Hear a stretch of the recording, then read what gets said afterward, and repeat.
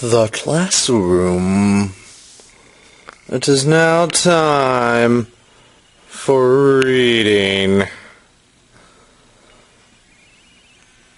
The book for today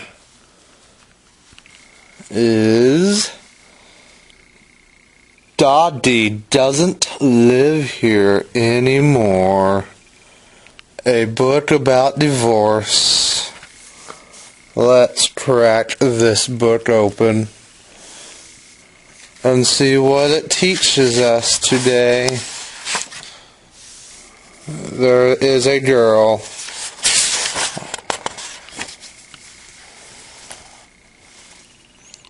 Dodd's car was gone from the garage.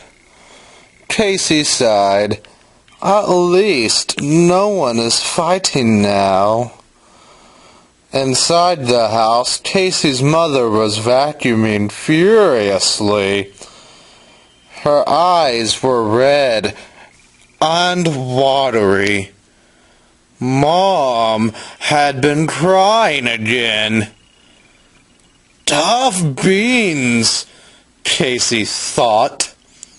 If Mom didn't fight so much with Dad, she wouldn't have to cry. Casey banged her school books down on the hall table and went to her room. She wandered around, not wanting to draw or look at a book or play with Elmer Elephant. Poor doggy. At least acknowledge him. She stood in front of her old dollhouse. The doll family leaned stiffly against their staircase. She hadn't played with them in a long time. Slowly, Casey picked up the mother and father dolls. Then she shook them hard. "What's the matter with you?" she yelled at them.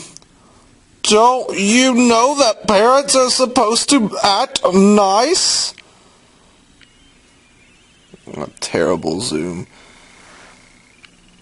She dropped them back into the dollhouse and picked up the girl and boy dolls. Casey smoothed her hair and straightened out their clothes. "I'll take care of you," she whispered. "Don't be scared." "Come to supper, Casey," her mother called. "Soup, son."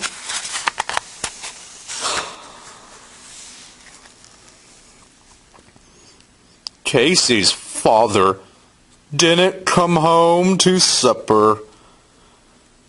He didn't come home after supper either.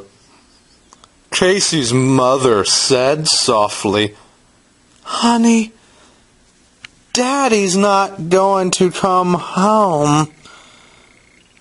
He's not going to live here anymore because he and I can't get along. We're getting a divorce." "Daddy doesn't want to live here anymore," Casey shouted. "That's mean! Doesn't he love me?"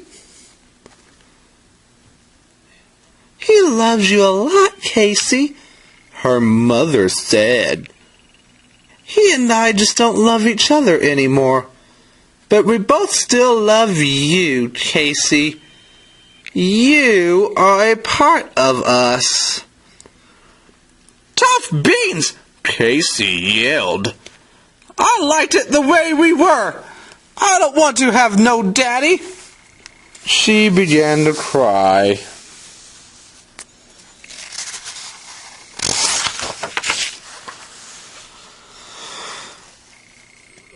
Casey's mother put her arms around Casey.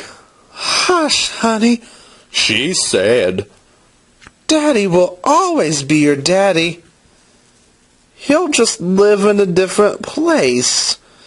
You'll see him lots of times, but most of the time, you'll live with me." Casey pulled away from her mother and ran to her room. She threw the mother and father dolls down on their faces, but she took the doll children to bed with her and Elmer Elephant.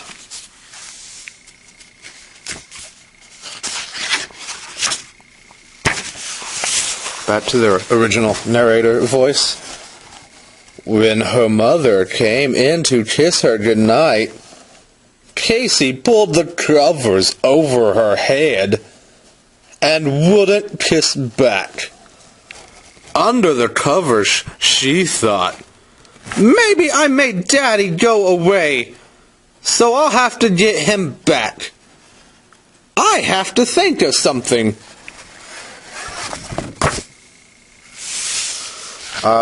Stabbing your face is not the answer. Oh, it's paint. Okay, that's good. Even the dog's like, "Don't do it, kid. Don't do it to yourself." By morning, Casey had thought of something. "If I'm sick, Daddy will have to come back. If he loves me..." There should be more to that fragment. If he loves me what? If he loves me something. Like, where no man has gone before. What? Let's not teach our kids to use fragments, thank you. She grabbed the paint bots and painted red spots all over her face. She jumped back in bed and called Mommy. "Mommy! Mommy! I'm sick! Get Daddy right away!" Mommy smiled and hugged her and phoned Daddy.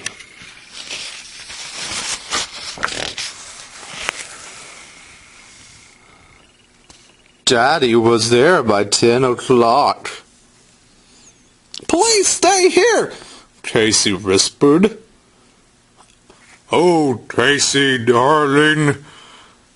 Her father held her on her lap and began to wash off her paint spots. "Mommy and I just can't live together anymore. You'll come visit me on the weekends, vacations, lots of times. You'll feel better later. Wait and see." But Casey didn't feel better later. Her stomach hurt because she missed her daddy so much. Even her house didn't seem right anymore.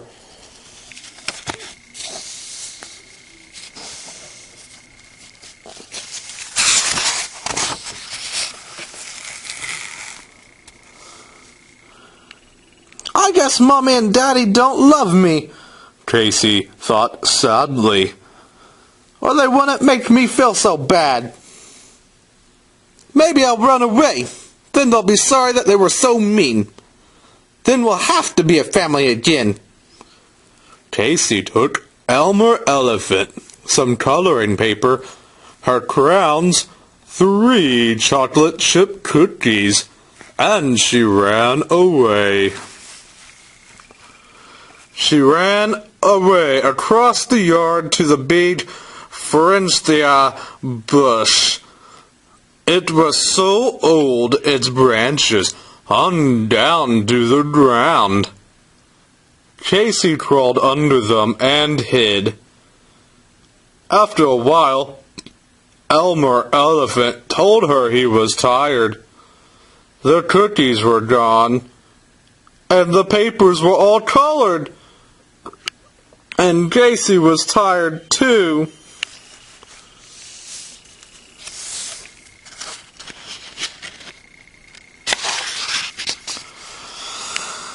Then Tracy's mother pushed aside the branches and sat down beside Elmer. "Anyone hungry here?" she asked. "I've got spaghetti and meatballs in the kitchen." "Will Daddy eat with us too?" Tracy asked. Tracy's mother sighed. She said, "Tracy dear, you know he won't, but you'll see him this weekend." Tracy looked at the ground. "Did I do something bad?" she asked. "Did I make Daddy go away?"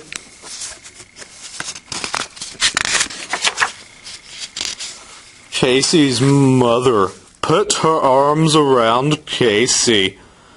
"Never," she said. "You are such a wonderful girl, Casey. And you didn't do anything at all to make us get a divorce. Remember how we used to fight so much? And how you hated it? I guess Daddy and I just stopped loving each other." Casey whispered, "Maybe you'll stop loving me too." "Not in a million zillion years," her mother said. "Your Daddy and I will always love you, Casey. The way you and we love is a different type of love. It's a part of us love." Casey stood up. It was all too hard to understand. "I'm hungry," she said. "Let's eat." That night in her room, Casey put the mother doll in one bedroom and the children in their rooms. "Good night. Sleep tight," she whispered to the boy and girl dolls. "I'll be right here." She put the father doll on the windowsill. "This is your new place," she said. "And you better have the kids come over to visit a lot. I'm telling you." Then Casey climbed in bed with Elmer Elephant. After a while, her mother said goodnight to them. Casey whispered to Elmer, "Daddy says it's gonna get better. Mommy says they still love us. Don't be scared, Elmer." She snuggled closer to him and whispered, "And I'll never leave you, Elmer. Never, ever, ever, ever, ever, ever, ever, ever, ever, ever, ever, ever, ever, ever, ever, ever." And produced with the Corporation of Bernie Mac, PhD of the Bank Street College of Education. And, by Betty Boshold. Illustrated by Deborah Borgo. And someone paid either $4 for this book or $5 for this book or $1. I'm leaning more towards the $3.95 price. It was pretty resourceful. Like I said, I have divorced parents, and I saw this book and I was like, I might as well read it for people. A golden learn about living book. This is SuitCoat Guy. Have a nice day.